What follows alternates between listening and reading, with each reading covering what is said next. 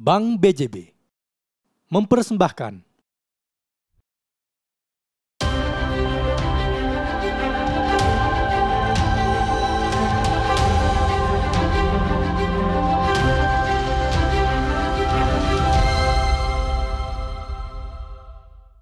Ya pemirsa, kita kembali lagi untuk berbincang yang menarik tentunya dengan Bank BJB. Ya Pak Anton, kita teruskan nih Pak. Kalau berbicara ada beberapa sektor yang berpengaruh dalam ekonomi dan keuangan digital, itu adalah e-commerce ya Pak ya, online media dan transportasi online serta online travel nih Pak. Jadi kaitannya dengan fintech juga ya Pak ya. Nah kalau BJB sendiri melihat potensi itu seperti apa Pak? Karena tentu saja kalau berbicara kolaborasi ini sangat penting ya Pak ya, menjadi mitra dan lain-lain. Bank BJB bagaimana nih Pak? Oke, kalau kami melihat dari sisi fintech, fintech itu adalah kadang-kadang orang berbicara bahwa fintech itu adalah ancaman buat bank, ya. Namun kami dari Bank BJB melihat itu adalah fintech ini bukan suatu ancaman, tapi adalah partner untuk kita mengkolaborasikan dari sisi perkembangan digital. Karena begini, Mbak Antik, bank itu highly regulated, ya, baik dari sisi otoritasnya, dari sisi Bank Indonesia, OJK, ataupun dari ketentuan perundang-undangan. Jadi untuk terkait dengan bagaimana kita mencoba berlari untuk mengejar, ya istilahnya perkembangan teknologi, itu kami masih dibatasi lah oleh beberapa peraturan-peraturan atau ketentuan-ketentuan tersebut. Sehingga apa? Kadang-kadang untuk mengejar ke arah sana itu ya butuh adjustment yang sangat luar biasa, butuh effort yang luar biasa. Nah, namun dengan adanya fintech yang saat ini mereka lebih agile, ya, itu kita bisa mengkolaborasikan dengan mereka, gitu. Jadi mereka punya platform, mereka punya aplikasi, kita punya ekosistem, ya.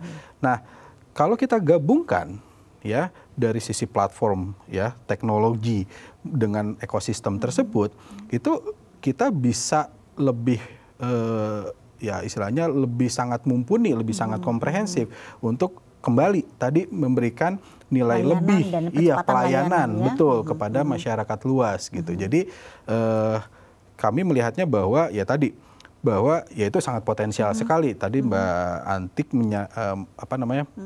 mengelaborate bagaimana dengan e-commerce, ya. Kami Bank BJB dengan sistem pembayaran yang ada saat ini, ya, baik dari sisi biller maupun pajak, itu sudah kerjasama dengan e-commerce. Jadi nasabah kami atau misalnya masyarakat Jawa Barat dan Banten itu kalau misalnya mau melakukan pembayaran pajak, itu nggak perlu repot-repot lagi datang ke cabang Bank BJB, tapi sudah bisa melakukan pembayaran melalui digital payment kita, BJB Digi, ataupun melalui e-commerce, gitu. Sama dengan pembayaran melalui samsat atau kendaraan bermotor lah, ya, itu juga sama. Sudah bisa dilakukan di e-commerce, gitu. Jadi ini juga memudahkan layanan buat nasabah kami, dan bagi kami juga istilahnya jadi membukakan kesempatan bisnis ini seluas-luasnya, gitu. Dan balik lagi, memang ya tadi bank ya ya istilahnya profit oriented lah, ya.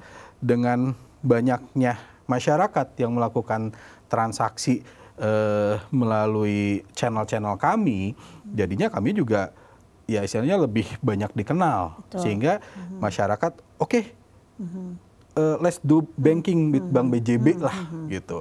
Jadi customer experience-nya mereka dapat, sehingga mereka akan lebih banyak melakukan transaksi di Bank BJB, seperti itu Mbak. Ya.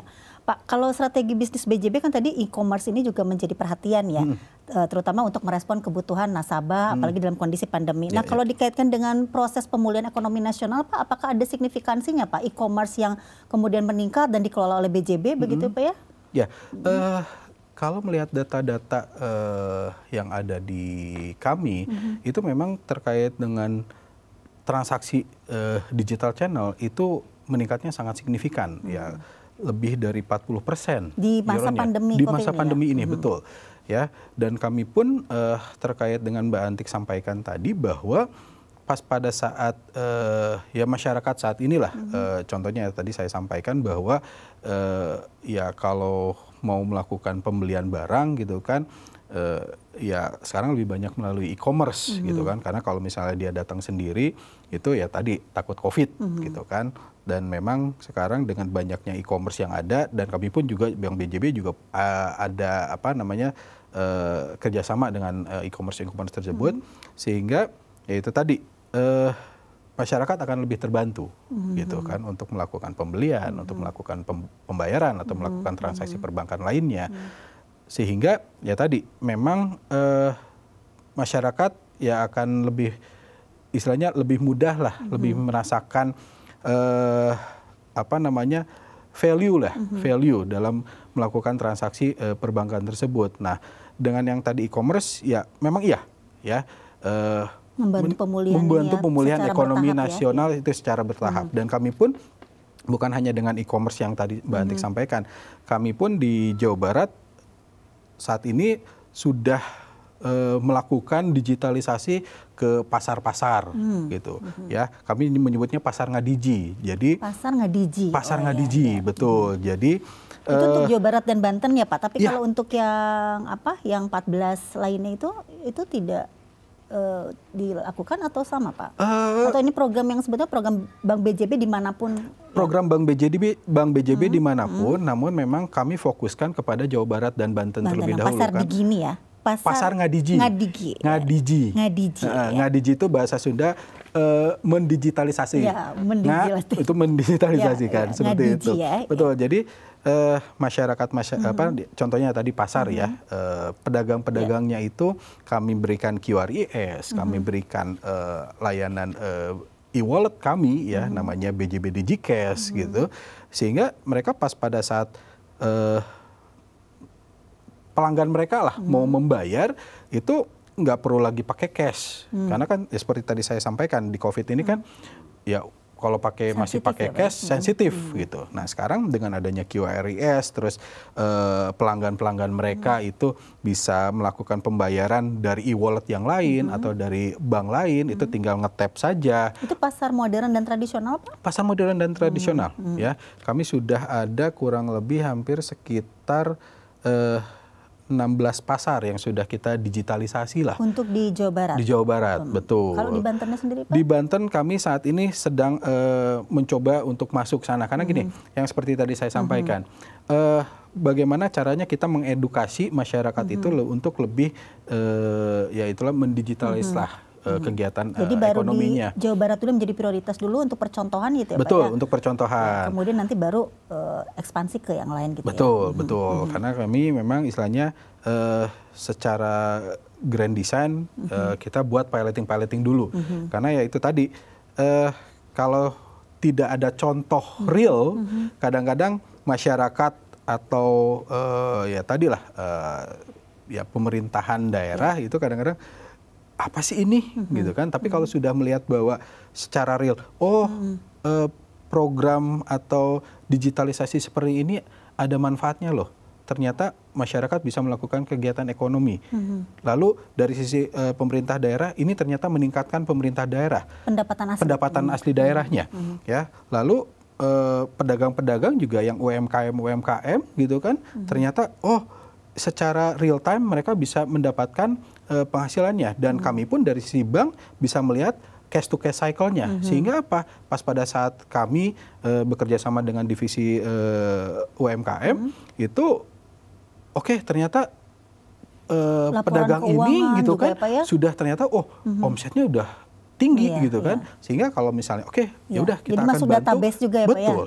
Kita akan berikan kredit untuk lebih meningkatkan mereka ke ya lebih tinggi lah levelnya seperti itu. Jadi memang kami secara end to end, secara komprehensif di Bank BJB bagaimana caranya meningkatkan yaitu tadi kesejahteraan masyarakat secara luas gitu, yang impact-nya nanti juga meningkatnya perekonomian daerah tersebut. Ya, gitu loh. jadi kayak support system kemudian menjadi ini ya Pak ya, menjadi Betul. sistem yang besar ya. Betul, betul. Ya, Pak, kalau demikian kan berarti BJB memiliki banyak platform layanan digital ya Pak ya untuk mengakomodir berbagai jenis transaksi. Nah, tadi sudah disebutkan ada Lakupanda ya Pak ya yang sangat membumi ya, kemudian juga ada pasar Ngadiji gitu. Ada apa lagi Pak selain dua itu yang berkaitan dengan digitalisasi perbankan di Bank BJB, dan kemudian apa sebetulnya kelebihan masing-masing dari platform itu ya Pak ya? Baik, seperti ini Mbak Antik. Jadi kami di Bank BJB itu terkait dengan digitalisasi pembayaran gitu kan, sistem pembayaran itu kami mempunyai yaitu tadi satu terkait dengan BJB Mobile, ya BJB Digi lah, ya di BJB Digi itu ada BJB Mobile dan BJB SMS, ya.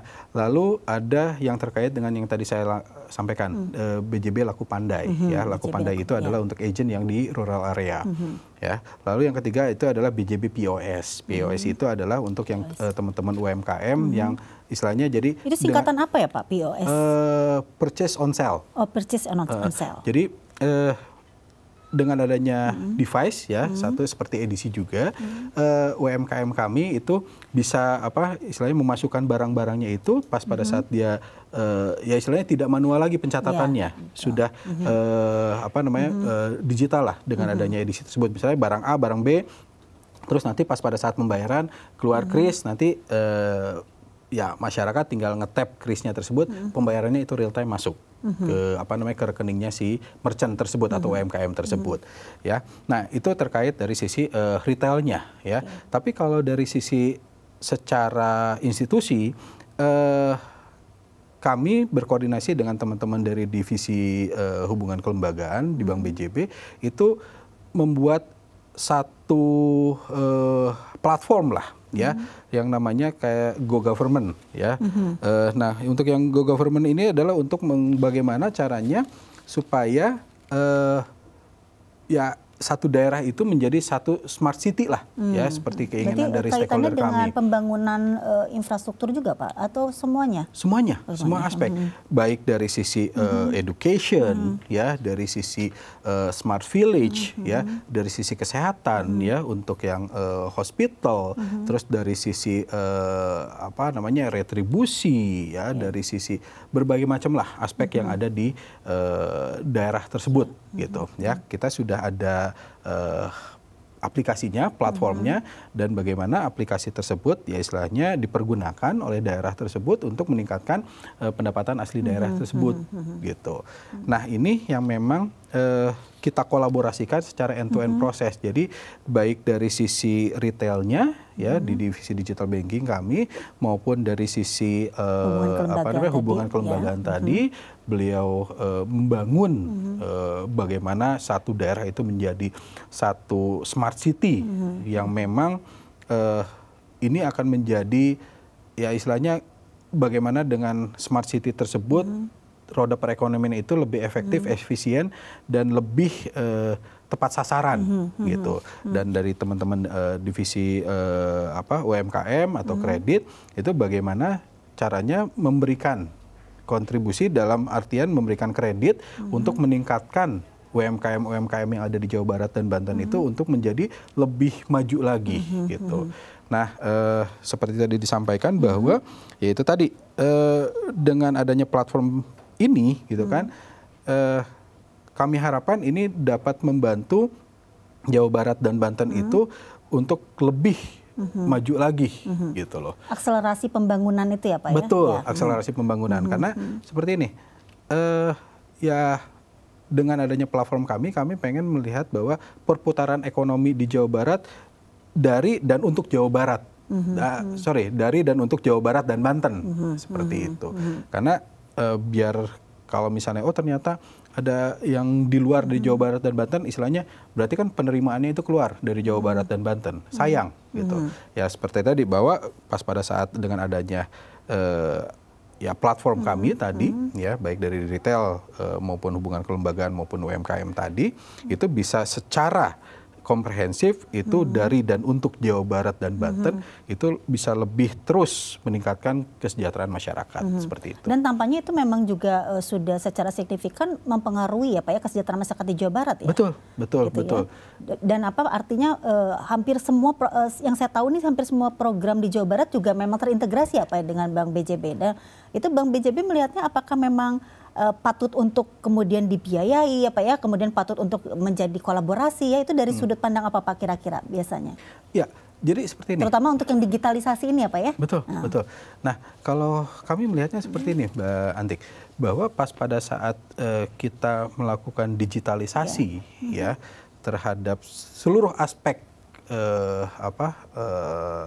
yang ada di Jawa Barat dan Banten ini, itu kita bisa melihat dari secara komprehensif lah ya. Saya bicara sekarang agak sedikit bergeser nih, agak sedikit menyimpang dikit lah, nggak apa-apa tapinya. Dengan adanya digitalisasi atau teknologi ini, itu kan kita akan mendapatkan data, gitu ya. Dari data tersebut kita akan bisa melihat kita harus fokusnya ke arah mana, gitu ya. Untuk meningkatkan kesejahteraan masyarakatnya dari sisi mana, untuk dari sisi pemerintah daerahnya dari sisi mana, gitu ya. Sehingga pas pada saat kita melihat ya data-data tersebut, kita bisa lebih membuat strategi yang lebih fokus dan tepat sasaran seperti itu. Sehingga ya tadi misalnya, oh ternyata yang di daerah Cirebon untuk yang terkait dengan nelayannya harus lebih ditingkatkan. Karena karakteristik masyarakat Jawa Barat kan juga sangat beragam ya Pak ya? Culture-nya sangat beragam.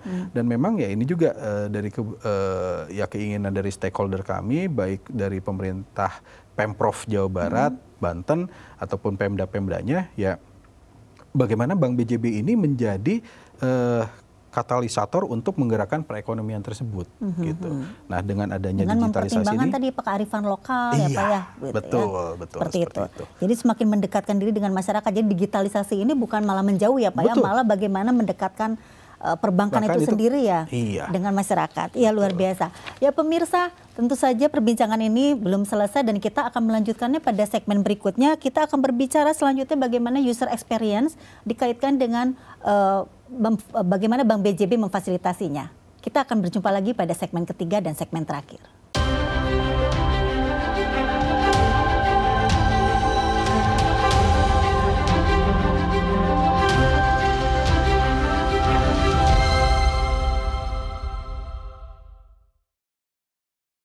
Acara ini dipersembahkan oleh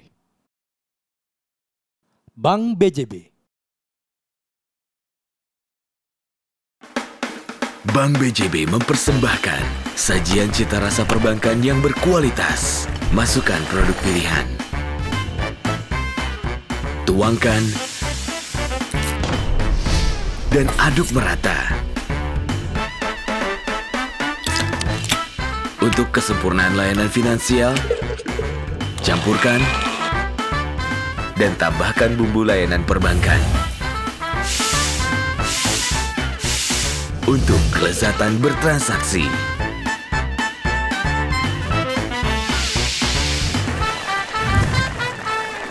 Sajian untuk negeri siap dinikmati. Bank BJB, tanda mata untuk negeri.